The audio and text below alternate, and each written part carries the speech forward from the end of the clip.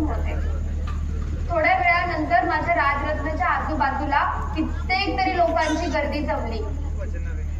त्यापैकी या दिशेने एक कार्यकर्ता उठला, माझ्या साहेबांकडे आला आणि साहेबांना म्हणाला, साहेब, राजरत्नाचा अंत्यविधी करण्याची वेळ झालीये, म्हणून त्यासाठी लागणारं काही सामान आणि कफनासाठी लागणारा कपडा आणायचा आहे.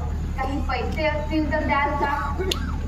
बाळांनो, हा प्रश्न माझ्या साहेबांच्या कानी पडताच माझ्या साहेबांची मान खाली झुकावली आणि मला कळून चुकलं की हिमालयापेक्षा सुद्धा मोठी उंची असणारे तेवढे मोठे प्रज्ञा सूर्य होते माझे साहेब.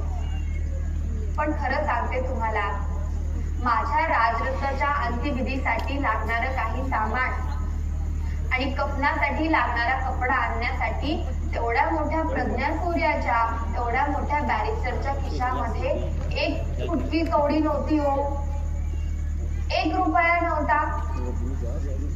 हे माझ्या लक्षात येतात मी पटकन कसलाही न विचार करता माझ्या साडीचा पदर घेतला आणि अगदी तडातडा फाडला. खरं सांगते तुम्हाला, माझा बाळ राजरत्न तर या माझ्या पदरागणीच गेलाय. माझ्या लेकराला तर कफनासाठी लागणारा कपडा सुद्धा मिळाला नाही. माझं ते पोटचं पोट या माझ्या पदरामध्ये गुंडाळून आमच्या सगळ्यांना सोडून निघून गेलं. म्हणजे